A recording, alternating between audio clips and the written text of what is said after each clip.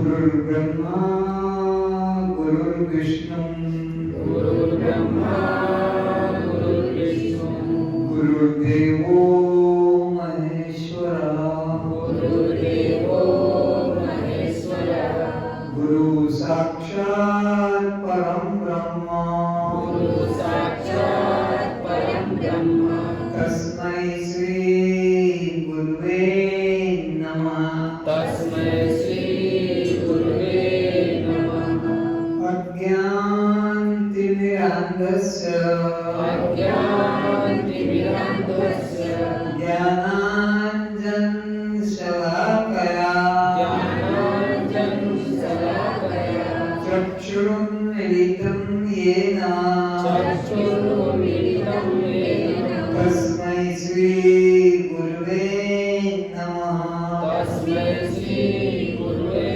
नमः मन्नाथ श्री जगन्नाथ मन्नाथ श्री जगन्नाथ मद्गुरुं श्री जगद्गुरुं मद्गुरुं श्री जगद्गुरुं मदात्मा सर्वभूतात्मा मदात्मा सर्वभूतात्मा तस्मै श्री गुरुवे नमः तस्मै श्री गुरुवे नमः अखण्डमण्डलाकारं व्याप्तम् अखण्डमण्डलाकारं व्याप्तं येन सचराचरं येन सचराचरं तत्पदं दर्शितं येन तत्पदं दर्शितं येन तस्मै श्री गुरुवे नमः तस्मै श्री गुरुवे नमः असतो मा सद्गमय असतो मा सद्गमय तमसो मा ज्योतिर्गमय तमसो मा ज्योतिर्गमय मृत्योर्मामृतं गमय मृत्योर्मामृतं गमय ॐ शान्ति शान्ति शान्तिः ॐ शान्ति शान्ति शान्तिः कस्त्वं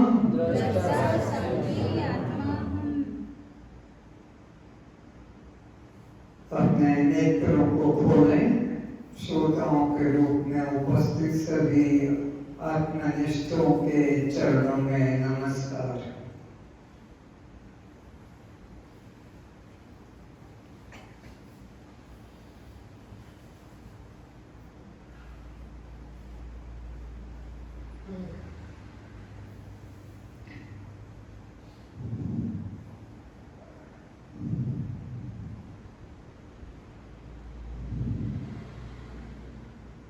आ जाओ, जगह खाली है।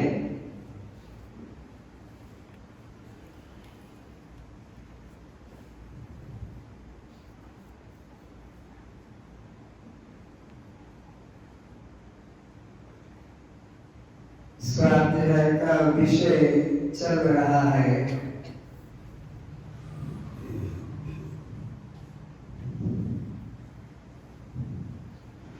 अष्टावक्र गीता के आधार से।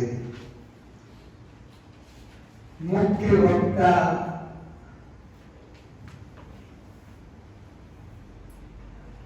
और मुख्य श्रोता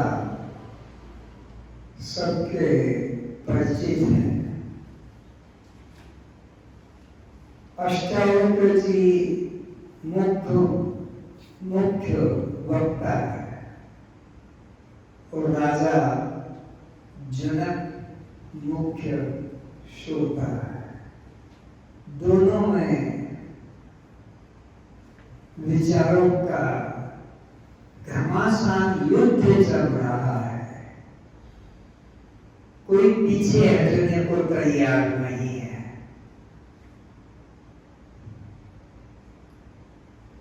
हम भी उस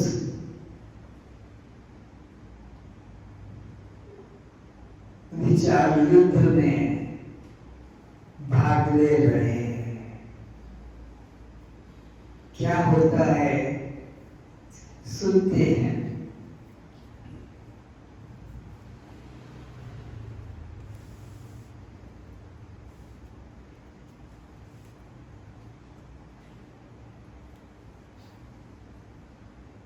आश्चर्य है मुझे सद्गुरु कृपा से, जब से परमात्मा की अखंडता का बोध हुआ बस कौन कह रहा है? जनक जी कह रहे हैं। किसका आधार प्रदर्शित कर रहे हैं? गुरुदेव का। कि जब से गुरुदेव ने मुझे ये बोध जगा दिया कि तू दृश्य शरीर नहीं है, बल्कि तू दृष्टा साक्षी आत्मा है, ऐसा जब से मेरे को गुरुदेव ने बोध कराया, तब से मेरी अवस्था क्या हुई? बोध हुआ तब से सर्वत्र एक ही ब्रह्म सत्ता अनुभव में आ रही है।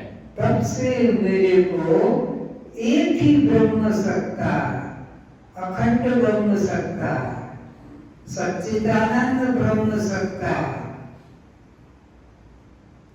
इंद्रिय गोचर ब्रह्म सत्ता अनुभव में आ रही है। ये लक्षण है सच्चे सद्गुरु मिलने का।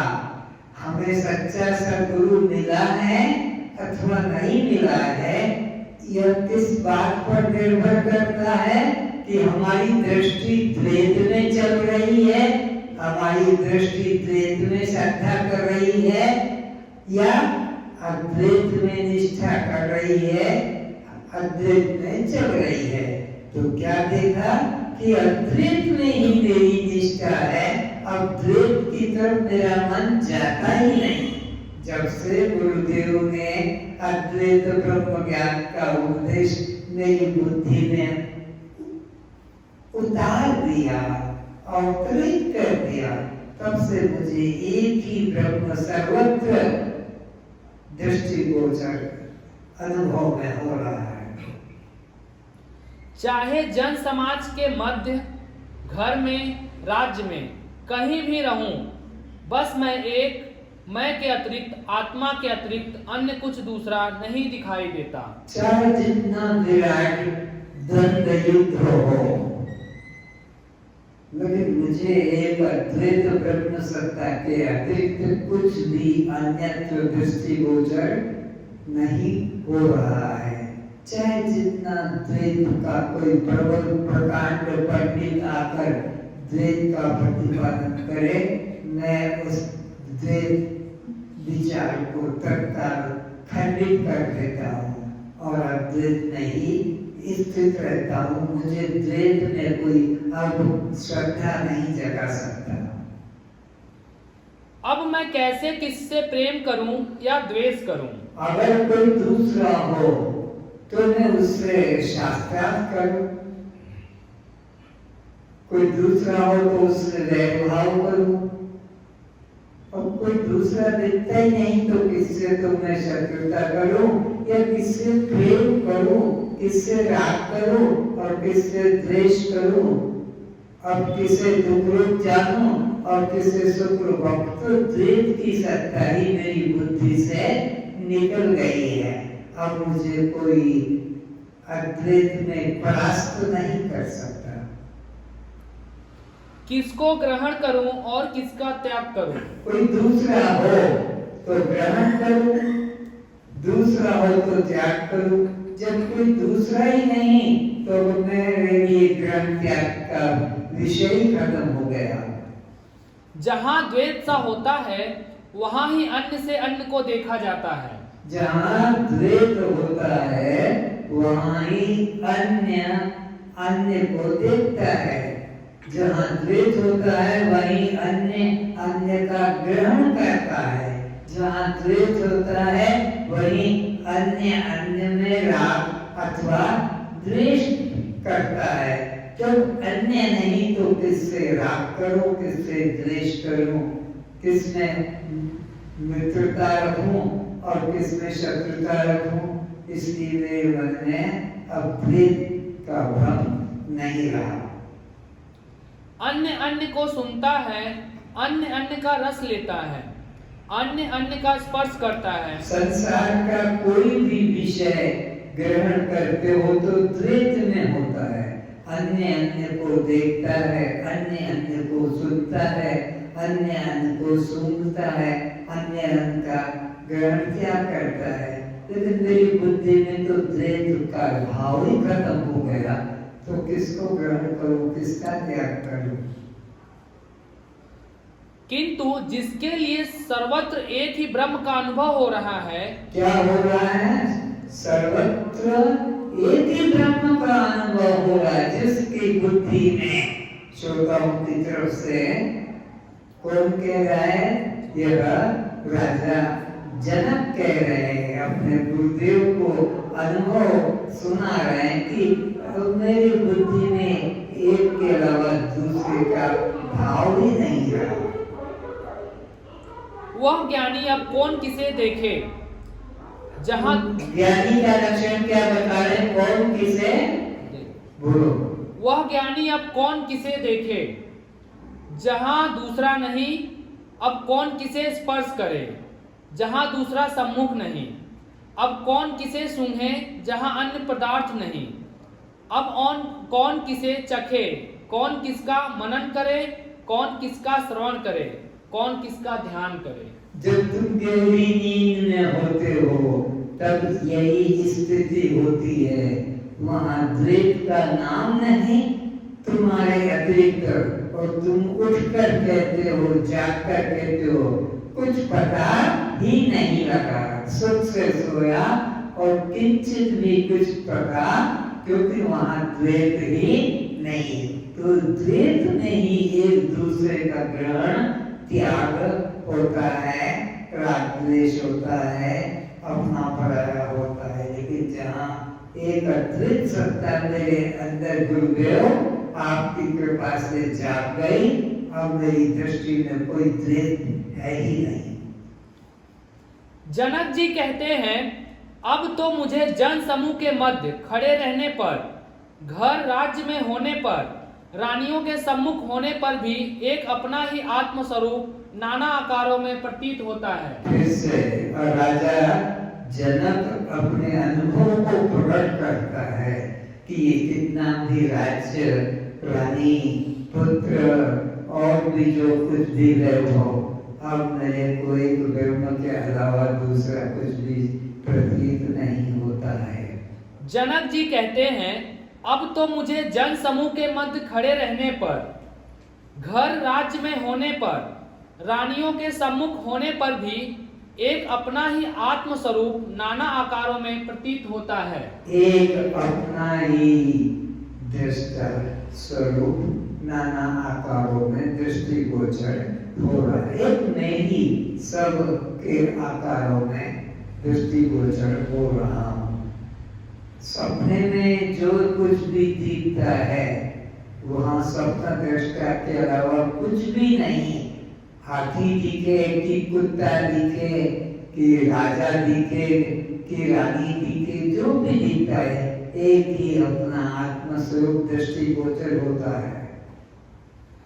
अब मुझे रानियां उसी तरह प्रतीत होती हैं जैसे बाजारों में पोशाकों की दुकान पर कपड़े पहनाए पुरुष व स्त्री मॉडल खड़े किए होते हैं। कैसा सुंदर दृष्टांत दिया जनक जी ने अपने अद्वैत का कि मुझे अब रानियां ऐसी प्रतीत होती है जिससे बाजार में कपड़े की दुकान पर जाते हैं और वहाँ वे दुकान वाले उन स्त्रियों को नाना प्रकार के कपड़े अलंकार से सुसज्जित खड़े करके रखते हैं।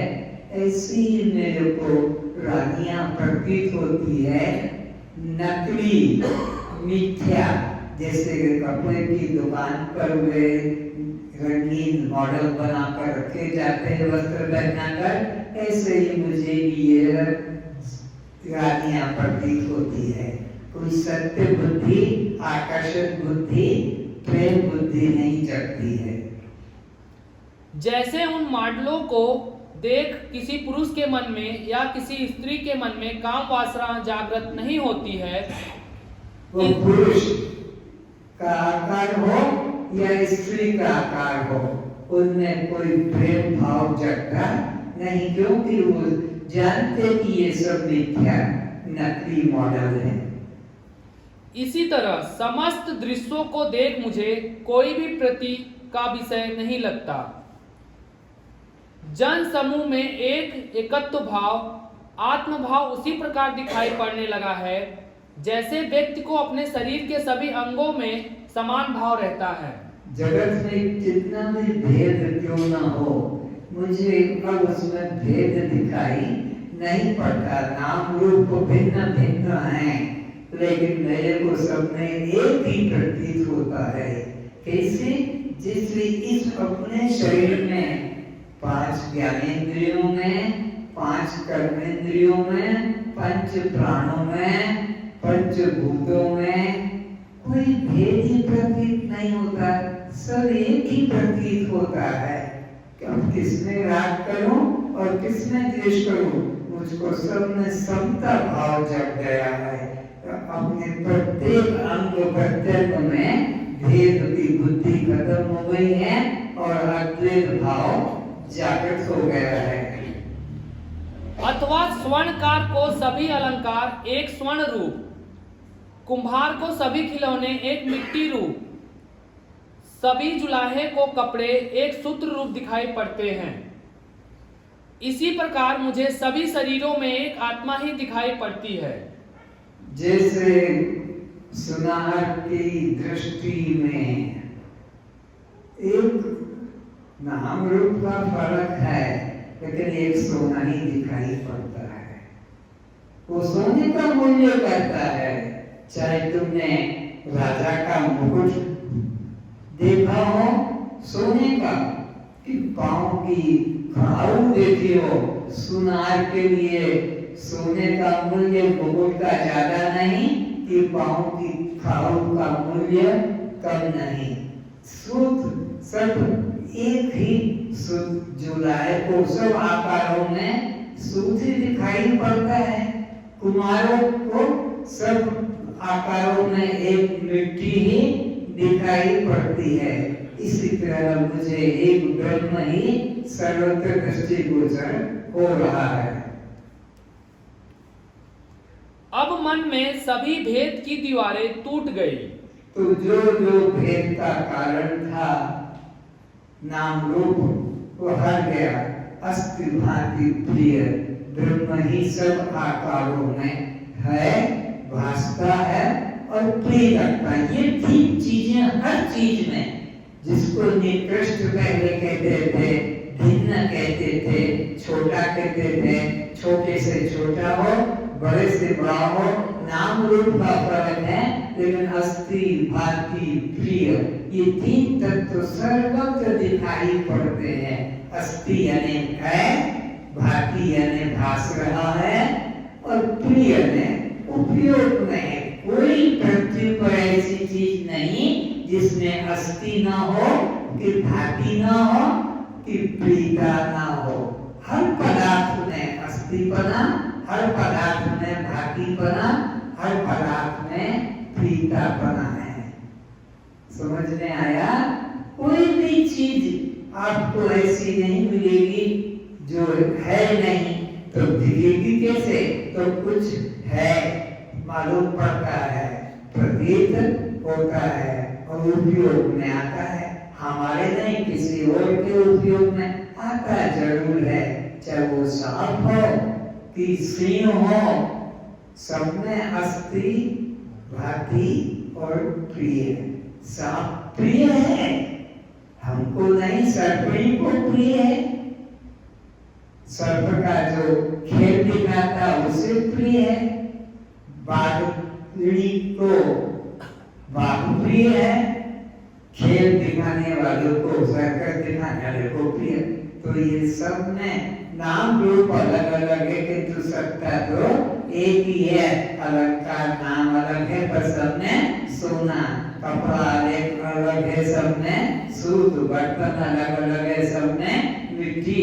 ऐसे ही मुझे एक आत्मा ही सर्वत्र दिखाई पड़ता है। ऊंच नीच, छोटे बड़े, गरीब धनी, सब में एक चैतन्य आत्मा का ही दर्शन होता है। मैं सब में एक चैतन्य आत्मा को ही देखता हूँ, चाहे चींटी हो कि हाथी क्यों ना हो। अखिल ब्रह्मांड में जो कुछ भी नाम रूप वाला जड़ चेतन जगत है, चराचर एक ब्रह्म स्वरूप ही है। जो ज्ञानी संपूर्ण भूतों को आत्म रूप में ही केवल देखता है और संपूर्ण भूतों में अपने को देखता है, संपूर्ण भूतों को आत्मा रूप में और संपूर्ण भूतों को अपने में देखता है कि मेरे अतिरिक्त और कुछ नहीं। फिर से इसी वाक्य को, जो ज्ञानी संपूर्ण भूतों को आत्म रूप ही केवल देखता है, आत्म रूप का मतलब है अपने रूप में देखता है और संपूर्ण भूतों में अपने को देखता है, और वो कोई भी भूत मुझसे अलग नहीं है। उसे इस ज्ञान दृष्टि के कारण अब ना शोक होता है, ना किसी में मोह होता है। अब उसको ना मिलन का मोह होता है, ना वियोग का कोई दुख शोक होता है। भेद दर्शन तो अपने आत्मा की व्यापकता ना जानने वाले देहाभिमानी अज्ञानी को ही हुआ करता है। दुख या सुख अज्ञानी को होता है, जिसने अपनी अखंडता का अनुभव नहीं किया। वह मिलने पे सुख मनाता है और वियोग में दुख मनाता है। पर मैंने तो अपने को ही सब रूपों में देखा है, सब रूप मुझसे अलग नहीं, इसलिए ना मिलन का उत्साह होता है, न वियोग का मुझे दुख होता है।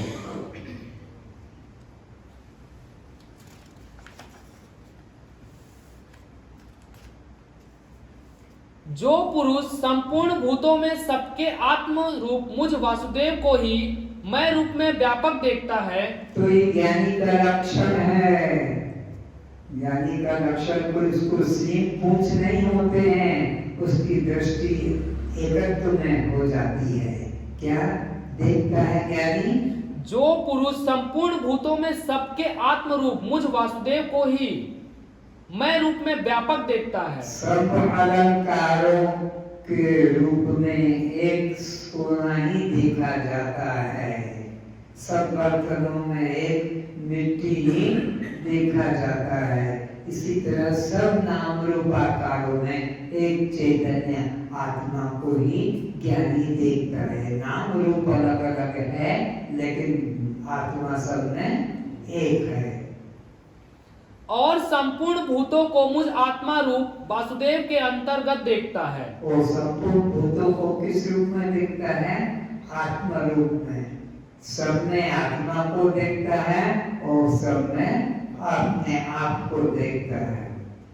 उसके लिए मैं अदृश्य नहीं होता और वाक्य फिर पढ़ो, सबके लिए मैं रूप में व्यापक देखता है और संपूर्ण भूतों को मुझ आत्मा रूप वासुदेव के अंतर्गत देखता है। तो कौन से राग करेगा, किससे द्वेष करेगा, किसको पाकर हर्ष करेगा और किसको वियोग में दुख करेगा? अब अपनी अखंडता का बोध उसको जग गया है। उसके लिए मैं अदृश्य नहीं होता। उसके ज्ञानी के लिए कुछ अदृश्य नहीं है, सब अपने आप में अपने अंगों की तरह, हाथ हो, पैर हो, नाक हो, मुख हो, पैर कुछ जो सब में एक अपने को ही देखता है, सब अंगों में ज्ञानी पुरुष। और वह मेरे लिए अदृश्य नहीं होता। जनक कहते हैं, मुझे व्यवहार में द्वैत दिखने पर भी उन्हें उसी प्रकार मिथ्या रूप देखता हूँ। द्वैत दिखने पर भी मैं उसे मिथ्या ही जानता हूँ कि ये सत्य नहीं है। जैसे स्वप्न का संसार जाग जाने पर सब मिथ्या रूप हो जाता है। स्वप्न में जो कुछ दिख रहा था सत्य सा लग रहा था, राग द्वेष मिलन वियोग बागवानी, लेकिन नींद टूट जाने पर सब झूठा ही मालूम पड़ता कि स्वप्न में जो भी मैंने देखा सब झूठा ही था। जागृत अवस्था भी स्वप्न की तरह अज्ञान निद्रा ही है। इसी तरह इस जागृत अवस्था में जो दिख रहा है सब अज्ञान का ही फल है। सब अज्ञान से ही भेद सत्य लगता है। जब कोई गुरु जगा देगा इस निद्रा से तो फिर सब जगत सब सपना। जब जगत ही नहीं है तो क्या उसमें सत्यता करूं? यहाँ का व्यवहार भी आत्म स्वरूप में जग जाने पर स्वप्न काल जैसा मिथ्या ही है। शादी ब्याह जन्म मृत्यु मिलन वियोग सब सत्य की तरह यहाँ का भी व्यवहार झूठा ही है। नाम आकारों में उपाधि में भेद भासता है। ये चूड़ी है, ये अंगूठी है, बस इतना ही फर्क है। लेकिन सोना अलंकार ये भी है, अलंकार ये भी है। यहाँ जो है और यहाँ लगाया छोटा बड़ा आकार है, पर है तो एक ही धातु। तो इसी तरह उस ज्ञानी पुरुष की बुद्धि में कोई भेद दर्शन नहीं रहता, सब एक ही तत्व दृष्टिगोचर होता है। किंतु अधिष्ठान उपादान कारण में कोई भेद नहीं है। अधिष्ठान सोना है, सोने में भेद नहीं। अध्यस्त चूड़ी चेन अंगूठी ये अध्यस्त है, पर ये आधार तो स्वर्ण ही है। स्वर्ण में भेद नहीं, अध्यस्त में भेद है। अब आपकी कृपा से हे गुरुदेव मैं उपाधियों को नहीं देखता हूँ। अब गुरु कृपा से, अब हे गुरुदेव आपकी कृपा से मैं नाम रूप उपाधि को सत्य, अंगूठी और जो गले की चेन है इनमें सत्य बुद्धि नहीं है। सब एक सोना ही प्रतीत होता है। अधिष्ठान ही सत्य है, अध्यस्त नाम रूप उपाधि ये सत्य नहीं है। मैं सब में एक निरुपाधिक निज आत्म स्वरूप का ही दर्शन करता हूँ। मैं सब में एक निरुपाधिक निज आत्म, निरुपाधिक कोई निरुपाधि नहीं है, आत्म स्वरूप का ही दर्शन करता हूँ। जो नाना आकार दिखाई पड़े तब भी मैं अद्वैत हूँ। अद्वैत सत्ता में कुछ फर्क नहीं पड़ता। नाम रूप आकार उपाधि भिन्न भिन्न होने पर भी मैं एकमात्र अद्वैत आत्म सत्ता ही सत्य हूँ। जैसे नाना स्वप्न संसार दिखाई पड़ने पर भी एक स्वप्न दृष्टा ही सत्य रहता है। स्वप्न में कितना राज्य भी दिखाई पड़े, शमशान भी दिखाई पड़े और भी जीव दिखाई पड़े, लेकिन वो सब झूठा है। सपने कभी सत्य, जब तक सपना है तब तक भेद बहुत दिखता है, पर जब नींद टूट जाती है तो कुछ सत्यता नहीं। तो अज्ञान अवस्था में ये भेद कितना विराट वाला दिखाई पड़े, नाम रूप वाला, लेकिन सद्गुरु की कृपा से जब स्वरूप का अखंड आत्मा का बोध जग जाता है तब इनकी सत्यता मन से निकल जाती है। दिखाई पड़ने वाला भेद रूप स्वप्न संसार नींद टूटने पर सत्ताहीन ही सिद्ध होता है। जैसे जंगलों में अनेक वृक्ष पृथक पृथक दिखाई पड़ते हैं, किंतु वे वृक्ष नहीं जानते हैं कि हम सबका मूल एक पृथ्वी है। जंगल में अनेकों आकार वाले, फल वाले, फूल वाले पौधे वृक्ष हैं, खेती भी है, लेकिन उनको ये पता नहीं होता है कि हम सबका मूल आधार चाहे अन्न की खेती हो कि चाहे फल का बगीचा हो कि कोई पुष्प का बगीचा, सबका मूल आधार एक पृथ्वी ही सत्य है। उनको ये बोध नहीं है, क्योंकि उनको दृष्टि में ये मेरा खेत गेहूं का है, वो चने का खेत है, वह ज्वार का है कि वह धान का है, ये बगीचा आम का है, ये केले का है, वो संतरे का है, ये गुलाब का फूल का बगीचा है, ये चमेली का है। ये भेद दिखाई पड़ते हैं। वे ये नहीं जानते कि हम सब का मूल आधार एक ही पृथ्वी, एक पृथ्वी में सब यह उदय हुआ है। अतः सभी वृक्ष एक पृथ्वी रूप है। इसी तरह पृथ्वी पर अनेक जंगल हैं, किंतु सबकी जननी तो एक ही पृथ्वी है। इस प्रकार विचार द्वारा जंगलों का भेद समाप्त हो जाता है। हाथ को देखो तो एक दिखाई पड़ता है, किंतु हाथ के ऊपर रोए अनेक दिखाई पड़ते हैं। हाथ तो एक ही है। रोए कितने भी हो पर हाथ तो एक है।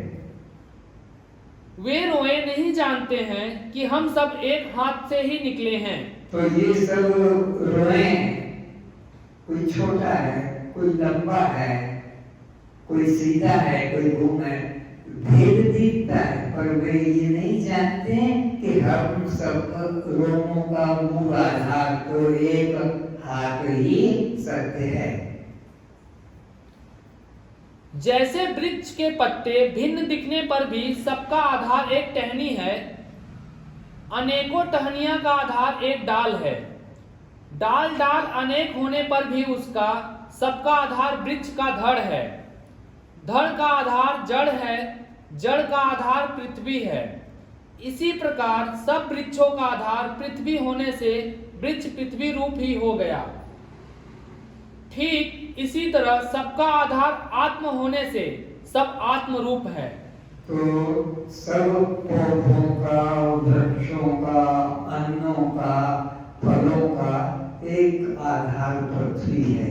पृथ्वी से भिन्न कुछ अन्य नहीं। ऐसे ही सब नाम रूप दृश्य जगत का आधार एक आत्मा ही है। ऐसा बोध जग गया।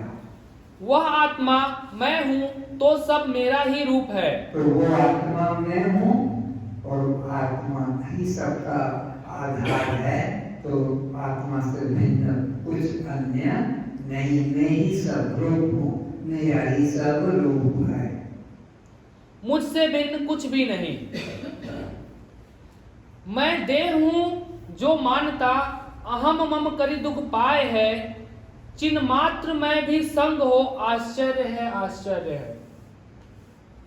जनक जी कहते हैं कि ना मैं शरीर हूं ना मेरा शरीर है, और देहाभिमानी जीव भी मैं नहीं हूं। ज्ञान जिनको हो गया वो ज्ञानी अपने को देह नहीं मानता और अपने से भिन्न भी अन्य किसी को नहीं मानता। फिर से जनक जी कहते हैं कि ना मैं शरीर हूं ना मेरा शरीर है। न मैं शरीर हूँ और न मेरा शरीर है। शरीर पंचभूतों का है और ये पंचभूत प्रकृति के हैं। मैं पंचभूत का शरीर नहीं, ना शरीर मेरा है तो पंच महाभूतों का है। और देहाभिमानी जीव भी मैं नहीं हूं। और जो देह का अभिमान करता है वह जीव भी मैं नहीं। देह का अभिमान करना यह अज्ञानता, मूर्खता, आत्महत्या अपना है। सुनना इस शब्द को।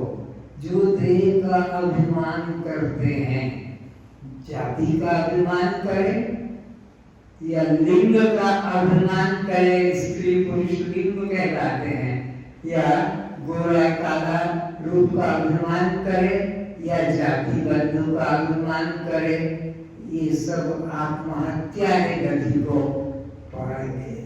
ये निश्चित है। आत्महत्या, आत्मा तो शस्त्र से कटता नहीं, अग्नि से जलता नहीं, पानी से भीगता नहीं, पवन से। ऐसी आत्मा की महिमा है, लेकिन फिर भी उन्होंने अपने को आत्मा ना स्वीकार करके देह स्वीकार किया कि मैं तो स्त्री पुरुष हूँ, मैं जन्मा हूँ, मैं मरूंगा। तो आत्मा होते हुए और उन्होंने अपने को देह माना, ये आत्महत्या गति को बढ़ाएगा। और ब्रह्म को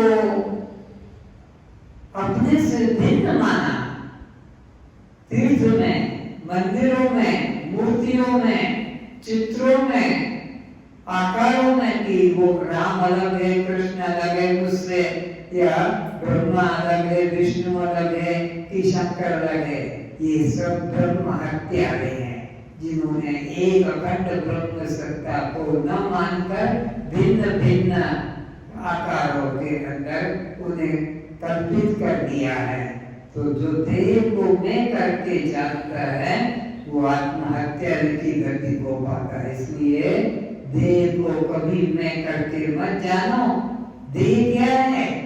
पिता माता की गंदी धातु रजवीर्य।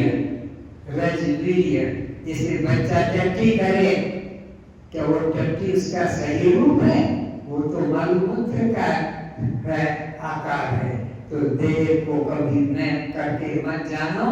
देह तो गंदी धातु माता पिता का रजवीर्य या पंचभूतों का यह खेल है। अज्ञानता से देह के साथ तादात्म्य कर जीने की इच्छा थी, यही मेरा बंधन था। अज्ञानता से देह के साथ तादात्म्य बुद्धि करनी थी। गुरु जब तक नहीं मिला था तो यही मेरा बंधन था। अब गुरु मिल गया, देह से मेरा तादात्म्य बुद्धि हट गया और मैं मुक्ति का अनुभव कर रहा हूँ। अन्यथा मैं नित्य मुक्त चैतन्य रूप आत्मा हूँ। देह के साथ तादात्म्य कर लिया था, इसलिए 84 लाख योनियों का दुख भोग रहा था।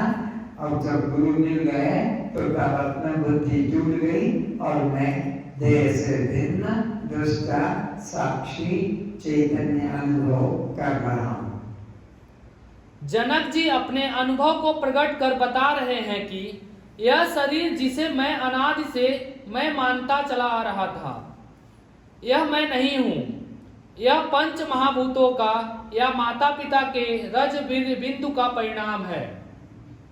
अब साफ साफ जनक जी अपने अनुभव को बता रहे कि जिस देह को मैं अनादि से मेरा कहकर चल रहा था, अब मैंने जाना गुरु कृपा से कि ये देह में नहीं और देह मेरा नहीं। देह तो पंच महाभूतों का है, माता पिता के रजवीर्य का परिणाम है। यह गंदी धातु से बना शरीर यह मैं नहीं हूँ। अब मुझे ऐसा बोध जग गया। इसलिए मेरा भी नहीं है। देह को मैं तो देह मेरा नहीं है। अभी तो हम मेरा कहते हैं ना, मेरा बेटा, मेरा शरीर, मेरा घर। अब पता लग गया कि जिस चीज को भी मेरा कहते हैं वो मैं कभी नहीं हो सकता। जिस को मेरा कहते हैं वो मैं कभी, तो शरीर को मेरा कहते थे, अब पता लग गया कि तो पंच महाभूतों का है या पिता माता के रजनी का है। इसलिए अब इसमें मेरा अहंकार नहीं है। देह को मैं मानने के कारण ही तो यह जीव 84 लाख योनियों का कष्ट भोग रहा है। और 84 लाख योनियों में जीव को क्यों भटकना पड़ता है? देह को मैं मानने के कारण। और देह को मैं मानना गुरु कृपा से ही छूटता है। कर्म उपासना से और देह भाव, कर्ता भाव, जीव भाव 84 का चक्कर बढ़ता है। लेकिन गुरु कृपा से देह भाव जहाँ छूट गया तो 84 का चक्र भी समाप्त हो गया। जब देह में नहीं, देह मेरा नहीं, तब देह का नाम, भाषा, जाति, संबंध, आश्रम, आकार, जन्म मृत्यु हुई मैं नहीं। कितनी चीजें देह में जुड़ी हैं? देह का आकार, देह की जाति, देह का लिंग, देह का गुण धर्म, ये सब को बोझा को स्वीकार कर लिया था। जब बोध जग गया गुरु कृपा से कि मैं देह नहीं, तो फिर ये जो भासमान शरीर है, नाम रूप जाति धर्म संबंध, ये भी मेरा नहीं, ये भ्रम छूट गया। और मेरे नहीं, स्त्री पुरुष गोरा काला किशोर युवा पौढ़ वृद्धावस्था भी मेरी नहीं। ना देह की उम्र जाति भाषा संबंध मेरे हैं, क्योंकि मैं एकमात्र निराकार असंग आत्मा हूँ। जीव भी मैं नहीं हूं, क्योंकि जीव कर्ता एवं भोक्ता है, जो अपने कर्मों के परिणाम से ऊंच नीच योनियों में भटकता है, जबकि मैं अकर्ता अखंड व्यापक आत्मा हूं। मेरा स्वरूप तो अखंड अकर्ता आत्मा है और जीव तो करता है और वो भोगता है और वो 84 लाख योनियों में भटकता है, किंतु मैं तो दृष्टा साक्षी आत्मा हूँ। मैं जीव भी कर्ता भोक्ता, जीव भी मैं नहीं हूँ। मुझ में आना जाना नहीं है। आना जाना परिच्छिन्न वस्तु में होता है। कमरे से निकल कर यहाँ आया, तुम अपने घरों से, क्वार्टर से, मकान से निकल कर यहाँ आए, अब वहाँ पहुँच जाओगे तो परिच्छिन्न है, लेकिन मैं अखंड हूँ, इसलिए आना जाना मेरा धर्म। मैं सब देश में, मैं सब काल में और सब रूप में हूँ। कोई देश ऐसा नहीं जहाँ मैं ना हूँ, कोई काल ऐसा नहीं जिसमें मैं ना हूँ, कोई रूप ऐसा नहीं जो मैं ना हूँ। सब देश में मैं, सब काल में मैं और सब रूप में, इसलिए मुझे अखंड आत्मसत्ता में आना जाना धर्म नहीं है। आना जाना धर्म परिच्छिन्न पदार्थ में होता है, एक देशी पदार्थ में होता है। मैं अद्वैत चैतन्य आत्मा हूँ, माला में सूत्र की तरह मैं नाम रूप संसार को घेर कर स्थित हूँ। मैं कैसा हूँ? अद्वैत सत्ता हूँ, जैसे कि सूत की माला सूत के मणकों में है, एक है। आकाश में बादल उठते हैं चले जाते हैं, बिजली होती है ऋतुएं आती जाती हैं, इसी तरह मेरे साक्षित्व में सर्दी गर्मी, दिन रात, भूख प्यास, सुख दुख, जन्म मृत्यु, दिन माह, वर्ष युग, मनु कल्प गुजरते रहते हैं। एक देशी वस्तु परिच्छिन्न होती है, सर्वदेशी वस्तु अखंड और परिच्छिन्न होती है। तो मुझ आत्मा में ये सब भ्रांतियां हो रही है, वस्तुतः में एक अखंड आत्मा ही सत्य हूँ। फिर से आकाश में बादल उठते हैं चले सबको पता है, बादल होते हैं, बिजली होती है, सूरज दिखता है, चंद्रमा दिखता है, पवन अपना बहती है। एक आकाश के अंदर वो मूल आधार अधिष्ठान है और ये उसमें सब परिच्छिन्न आते जाते हैं, आते हैं चले जाते हैं, बिजली होती है ऋतुएं आती जाती हैं, इसी तरह मेरे साक्षित्व में सर्दी गर्मी। और इसी तरह जैसे आकाश अखंड है और ये सब आते जाते हैं, सूरज चांद पवन, ऐसे ही मैं एक अखंड आत्मा ही सत्य हूँ। मैं मुझके मेरे अंदर यह नाम रूप जगत आता जाता प्रतीत होता है और सत्ता तो मेरी आत्मा की है। फिर से आकाश में बादल उठते हैं चले जाते हैं, बिजली होती है ऋतुएं आती जाती हैं, इसी तरह मेरे साक्षित्व में सर्दी गर्मी, दिन रात। कौन बताता है सर्दी लग रही है?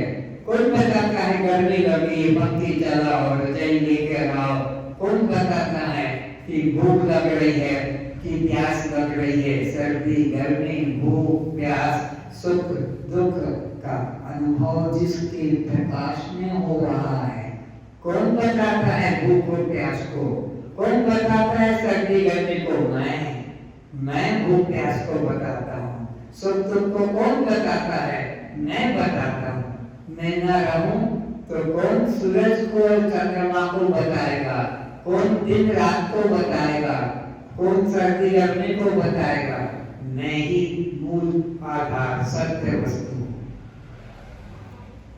जन्म मृत्यु, दिन माह, वर्ष युग, मनु कल्प गुजरते रहते हैं, मैं इन्हें देखता रहता हूँ। मैं कौन हूँ? देखने वाला। मैं केवल देखता रहता हूँ और ये आते चले जाते। तुम्हीं लोगों ने कितने वर्ष देखे होंगे और गिनते गिनते अब 2025 को गिन रहे होंगे। तुमने ही तो जनवरी से लेकर दिसंबर तक को देखा और फिर जनवरी से दूसरे साल के माँ चौपेल को जाते देखने वाले बनोगे तुम ही हो सकता हो। तुम्हारी सत्ता से सब यह दृश्य दिखाई पड़ता है। मैं कालातीत हूँ। ये सूर्य चंद्र ऋतुएं वर्षा मेरे शासन में अपना काम करते हैं।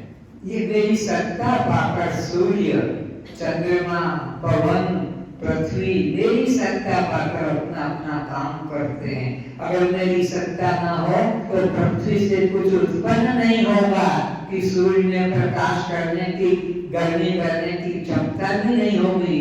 मेरी सत्ता ना हो तो चंद्रमा शीतलता भी नहीं दे सकेगा। मेरी सत्ता ना हो तो पवन चल नहीं सकेगा। सब मेरी सत्ता से ही ये सत्तावान होते हैं। यदि मैं इन्हें शक्ति ना दूं और यह अपना कार्य ना करे तो कोई प्राणी एक क्षण भी जीवित नहीं रह सकेगा। तो ये सब प्राणी जिंदा है किसकी वजह से?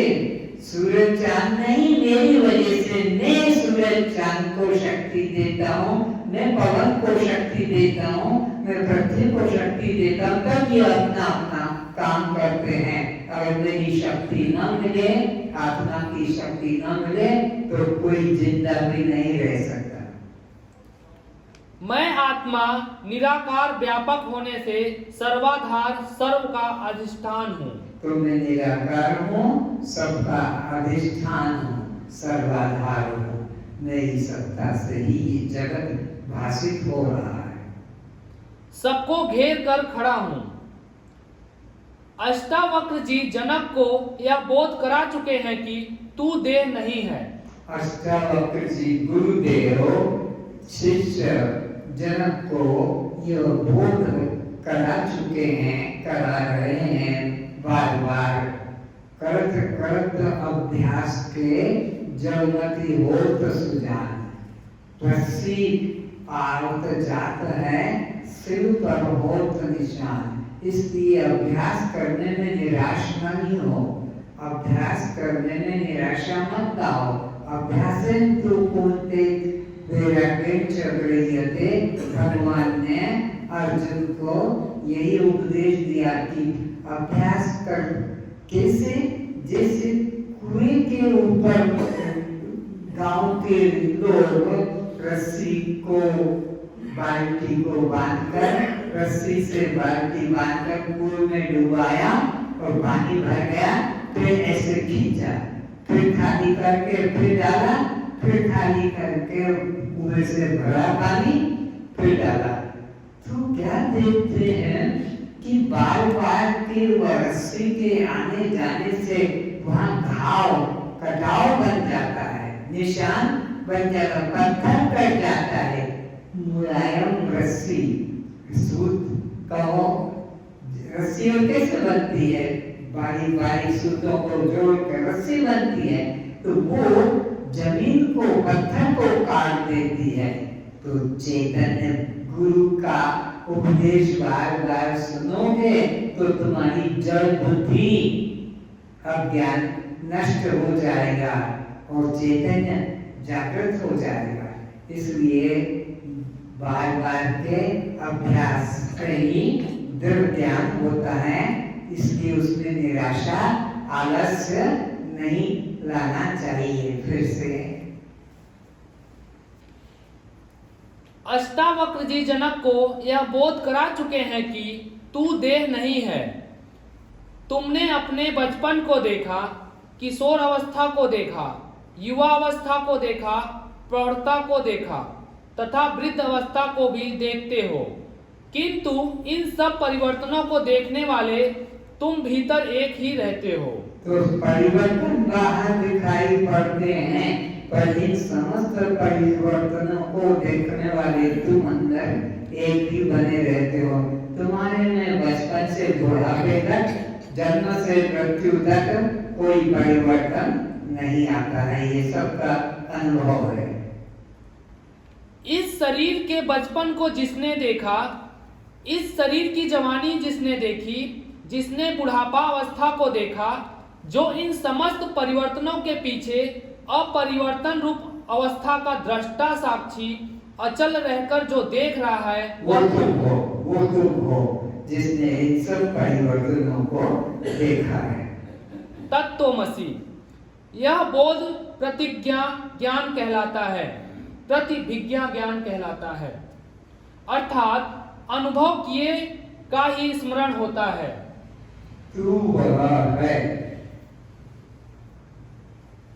जो अज्ञान अवस्था में तू अपने को मानता था शरीर जीव करता होता, गुरु के द्वारा ज्ञान होने से तू अपने को ब्रह्म रूप अनुभव में लाता है कि मैं ब्रह्म हूँ। किसकी वजह से?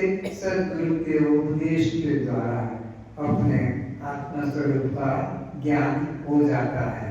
सुने हुए का फिर से बोध जग जाता है। जो अनुभव करता है उसे ही स्मरण होता है।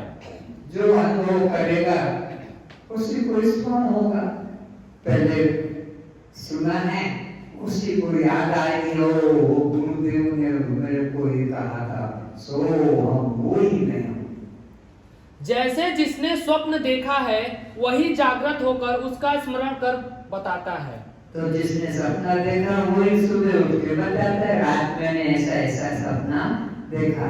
तो सुने हुए ज्ञान को फिर से बताता, अरे ये तो मेरे को गुरुदेव ने पहले बताया था कि तू इस सब परिवर्तनों को देखने वाला है, तू देखने वाला, इन सब परिवर्तनों को जानने वाला है, तू जानने में आने वाला नहीं है, तू साक्षी मात्र है।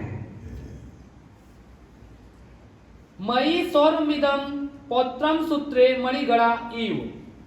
जागृत में स्वप्न तो दिखाई नहीं पड़ता है, किंतु जागृत होने पर स्वप्न की स्मृति ही रह पाती है, क्योंकि अनुभव किए हुए का ही स्मरण होता है।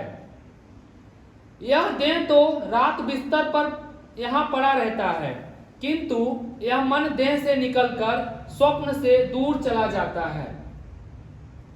जब स्वप्न भी नहीं रहता, सिर्फ गहरी नींद होती है, तब गहरी निद्रा का आनंद, भोग का वर्णन उठाकर कौन बताता है कि मैं सुख से सोया रहा किंतु पता नहीं चला। तो ये जागृत आता है, चला जाता है, स्वप्न में कितने दृश्य आते हैं, चले जाते हैं, गहरी नींद आती है, चली जाती है। तो इन समस्त परिवर्तनों का अनुभव करने वाला जो आत्मा है वह तू स्वयं है। तूने ही सब जागृत को देखा, स्वप्न को देखा, तूने ही सुषुप्ति को देखा, मान अपमान सुख दुख लाभ है तूने देखा है। तेरी सत्ता से ये सब प्रकाशित होते हैं, वो आत्मा तू है। थोड़ा सोचो, किसने देखी इस गहरी निद्रा को आते एवं टूटते? यदि तुम ही सो जाते पूरे के पूरे, तो यह स्वप्न की घटना को, गहरी नींद में जाग जाने पर स्वप्न को, पिछले दिन के कार्य किए को, नींद को, आनंद को कौन बताता है? कितना सत्य सरल दृष्टांत, कितना सत्य सरल। अगर तुम ही नींद में सो जाते पूरे के पूरे, तो फिर सुबह उठकर ये कैसे बताते कि रात मैंने स्वप्न में ये देखा था? अगर तुम सो जाते तो स्वप्न को सुबह आकर बता नहीं पाते। तुम अगर सो गए होते तो बचपन में मेरे को ऐसा हुआ था, मेरी जवानी में मेरे को ऐसा हुआ था, ये कौन घटना को याद करके अंदर बैठा है और जो प्रकट करता है? तो कोई एक ऐसी सत्ता है जो कभी सोती नहीं है, जो बचपन से अंत तक का सब स्मरण रखती है। तो जो सब का स्मरण रखती है वह ज्ञान सत्ता तुम स्वयं हो। जरूर देह के भीतर कोई जागता रहता है। तो वो जन्म जन्मों के भीतर भी कोई एक है जो जागता रहता है। पिछले जन्म में क्या कर्म किया था, पिछले जन्म में क्या भोग भोगा था, पिछले जन्म में 10 जन्म 20 जन्म पहले, तो कोई एक ऐसी सत्ता है जो नित्य है। अनंत जन्म उसके सामने आए और गए, अनंत कर्म हुए और उसका फल भोगा। इस तरह कोई एक ऐसी अखंड सत्ता है और जो अखंड सत्ता है, सबका स्मरण रखती है, सबको जानती है, वो तुम हो। तुम उसको अपना मानो, इसको बदलने वाले को, जन्मने मरने वाले को, पिता माता के हृदय से बनने वाले शरीर को, पंचभूतों से बनने वाले शरीर को अपना नहीं मानो, बल्कि उसे अपना जानो जो जन्मों जन्मों जन्मों जन्मों पहले से जो विद्यमान है, जिसमें कोई परिवर्तन नहीं होता, वह अखंड अपरिवर्तन सत्ता तुम हो। जरूर कोई एक दीपक जलाता रहा जो उसी गहरी नींद, तनाव रहित, आनंदपूर्ण, शांत, निर्विचार, निष्क्रिय दशा को देखता रहा। देखने वाला अलग ही खड़ा रहा। विचारो वह कौन है? उसको विचारो जो इन सब जागृत को, स्वप्न को, सुषुप्ति को देख रहा है, कल के सुख दुख को, कल के अधूरे काम को आज आगे बढ़ाने के लिए प्रस्तुत हो रहा है। कल मैंने यहाँ तक काम किया था, कल मैंने यहाँ तक का लाभ लिया था, अब इससे आगे तो उस सत्ता पर विचार करो जो कभी सोता नहीं, जो कभी अभाव रूप होता नहीं, जो अखंड है, वह अखंड सत्ता तुम हो। ऐसा अपने प्रति निश्चय करो। जो बदल जाता है वह शरीर, जो बदल जाता है वह प्राण, जो बदल जाता है वह आपका कर्मेंद्री, जो बदल जाती है वो आपकी ज्ञानेंद्री, जो बदल जाती है मन, बुद्धि, चित्त, अहंकार, सब बदलने वाले हैं। इन सब बदलती अवस्थाओं को जो एक अचल रूप से देखता रहता है, वो तुम अपने को जानो। जिसने इन अवस्थाओं को आते जाते देखा, वह मैं ही असंग आत्मा हूं। बचपन आया गया, किशोरावस्था आई गई, जवानी आई गई, पौढ़ता आई गई, वृद्धावस्था आई गई, रोग आया गया, किंतु सबके पीछे समस्त परिवर्तनों को कोई एक चुप खड़ा देखता रहता है। वो कौन है? उस पर विचारो तो पता लगेगा कि वो मैं, जिसने बचपन को, किशोर को, युवा अवस्था को, प्रौढ़ावस्था को, वृद्धावस्था को देखा है, वो जो सत्ता है, अचल सत्ता, वो मैं हूं। यदि वह भी इन बचपन, किशोर, युवा अवस्थाओं के साथ बदल जाता, अगर वो भी बचपन से किशोर जैसे शरीर हो जाता है, या बुद्धि बदल जाती, वो भी बदल जाता, तो पिछली अवस्था का स्मरण किसे होता? बचपन का याद किसे आती? तो वो बदलता नहीं, जो अचल है वो मैं हूं। तो बुढ़ापे में बचपन से बुढ़ापे तक की घटना का पता किस प्रकार चल पाता? तुम जितने बैठे हो, बचपन से अभी तक की मुख्य मुख्य घटना को याद किए हो, और जब दो व्यक्ति मिलते हैं तो परस्पर करते, मेरे को बचपन की याद आती है, वो कहता मेरे को जवानी की याद आती, तो याद किसने कराई? ये किसको? वो तो जवानी तो चली गई और बचपन तो चला गया। तो एक कोई सत्ता है जो कभी बदलती नहीं, बचपन से अनंत अनंत जन्म पहले से और अनंत अनंत जन्म तक बनी रहती है। वो ऐसी कौन सी सत्ता है? तो वो है आत्म सत्ता, जो कभी बदलती नहीं, और वही मैं हूं। तुम दृष्टा आत्मा ही यह सब देखते रहते हो। तुम इन सब के पार देखने वाले हो। कभी सफलता को, कभी विफलता को देखते हो। एक बात सदा स्मरण रखना कि तुम कर्ता भोक्ता नहीं हो, तुम साक्षी हो। तुम ये निश्चय रखो कि तुम कर्ता भोक्ता जीव नहीं हो, तुम केवल साक्षी हो। कर्म होने को भी जानते हो, कर्म की पूर्णता को भी जानते हो, कर्म की अपूर्णता को भी तुम जानते हो। तुम सदा एक रस साक्षी आत्मा हो। वही तुम्हारी शाश्वता है।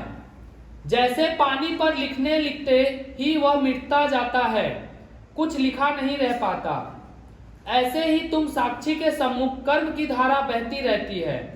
कर्म होते रहते हैं, किंतु तुम कर्ता नहीं हो पाते हो।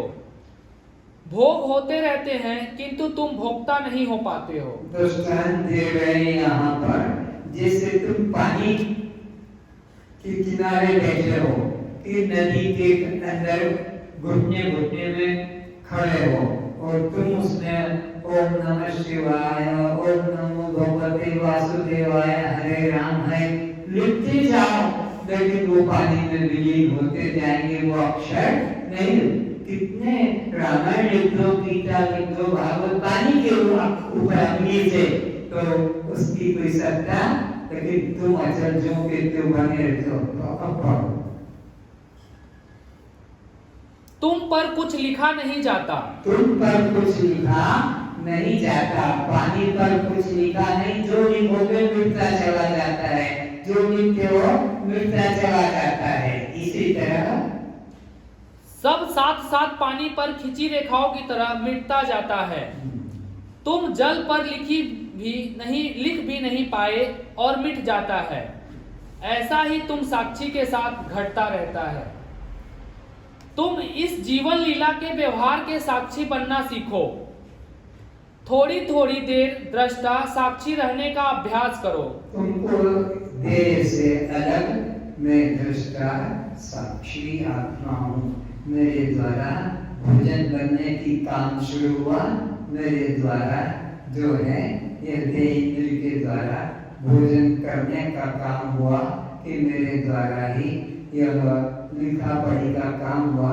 तो अपने को दृष्टा साक्षी आत्मा रूप में अनुभव करो, विचार करो कि मैं दृष्टा साक्षी आत्मा हूँ। थोड़ी थोड़ी देर में इसको भूलो नहीं, यह भाव निरंतर बना रहे। फिर से तुम इस जीवन लीला के व्यवहार के साक्षी बनना सीखो।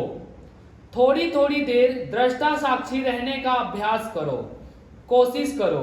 जैसे कल हम लोग पढ़ रहे थे कि वेदी नहीं उपनिषदों की सुनो, और उसका जब पाठ पूरा हो गया तो 5 मिनट के लिए कहा अब तुम इसका ध्यान करो, इसका विचार करो। तो सब लोगों ने फिर उसका विचार किया कि मैं देह से भी अलग, फिर प्राण से भी अलग, फिर मन से भी अलग, बुद्धि से भी अलग, विचार से भी अलग। ऐसे अभ्यास के लिए आपको आंखें बंद करके बिठाया था।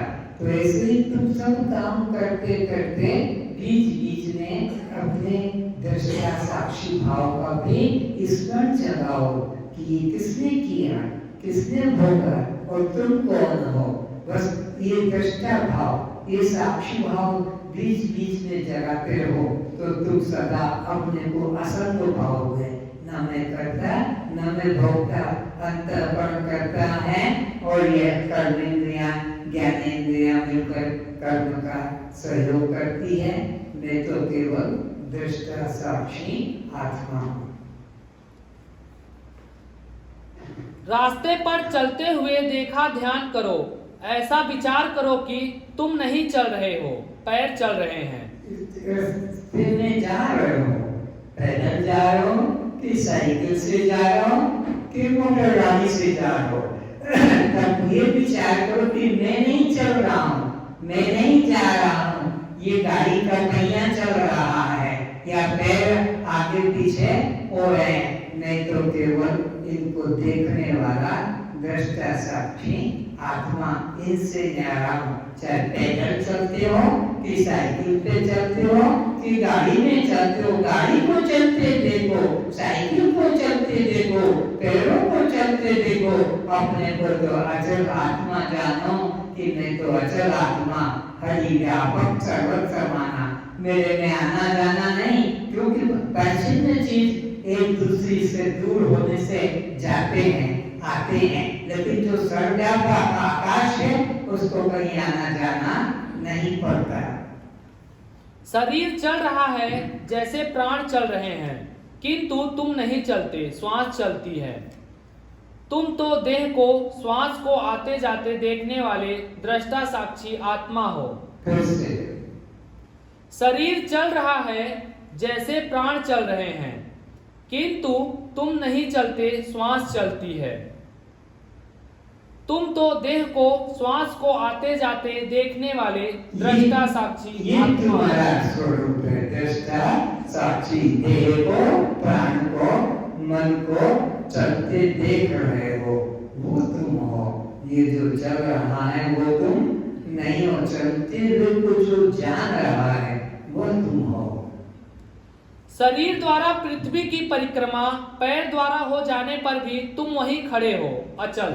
तुम वहीं शरीर के द्वारा तुमने पृथ्वी का पूरा चक्र कर लिया हो। कई लोग पैदल यात्रा करते हैं कि मैं 4 धाम की यात्रा पैदल करते हैं। तो 4 धाम की यात्रा कर ली, 4 धाम कौन चला? ये शरीर चला। तुम तो सूरज की तरह वहां के वहीं अचल रहे, जो तुमको 4 धाम की यात्रा में प्रकाश दे रहा था।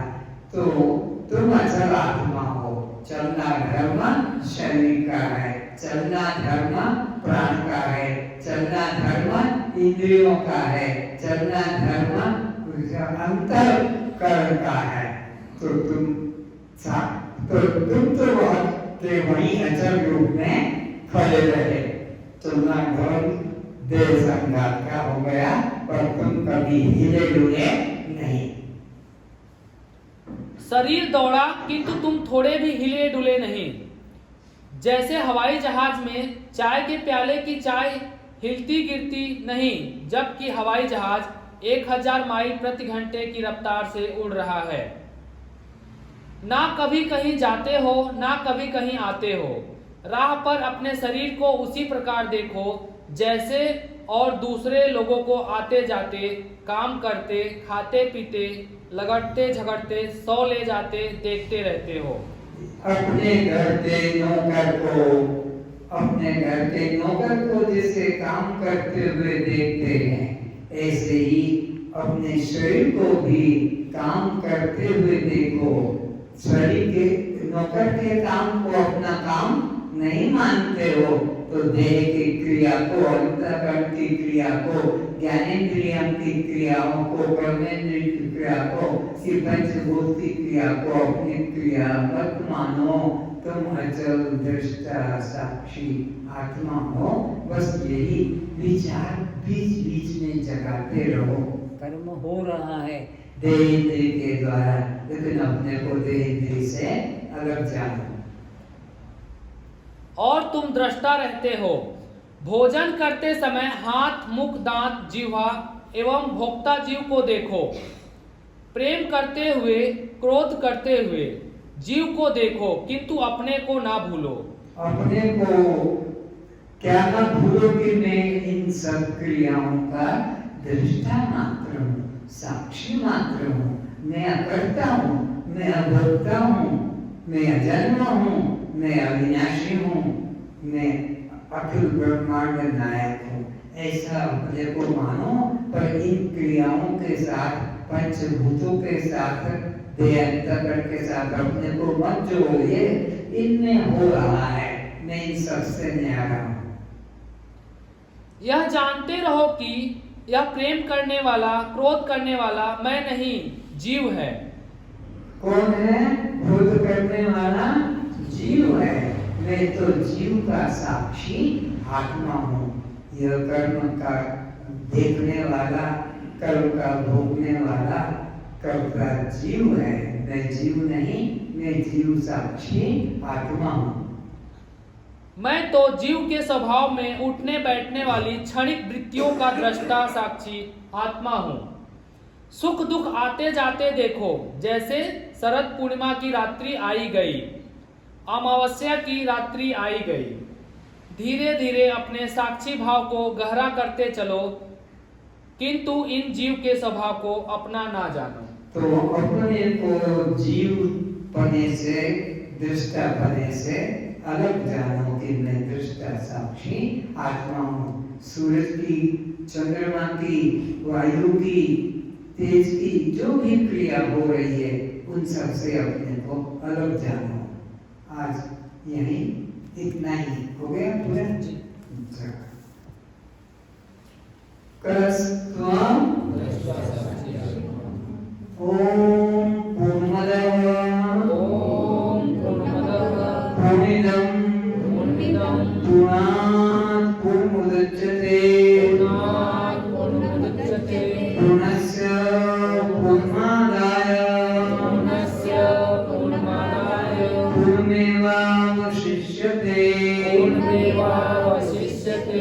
ओम सहना भवतु ओम सहना भवतु सहनो भुनक्तु सहनो भुनक्तु सह वीर्यं करवावहै सवीर्यं करवावहै तेजस्विनावधीतमस्तु तेजस्विनावधीतमस्तु मा विद्विषावहै मा विद्विषावहै ओम शांति शांति शांति ओम शांति शांति शांति। आप दृश्य हैं, दृष्टा अनात्मा है, आत्मा श्रवण है, शिव पर प्रकाश है, बद्ध है। मुक्त तो जन्म मरण किसको, शरीर को भूत्यास किसको, सुख दुख किसको, बंध मोक्ष किसको, तस्त्वं दृष्टा साक्षी है। बस इतना है। भूल हो गई है समझाने में तो क्षमा करें।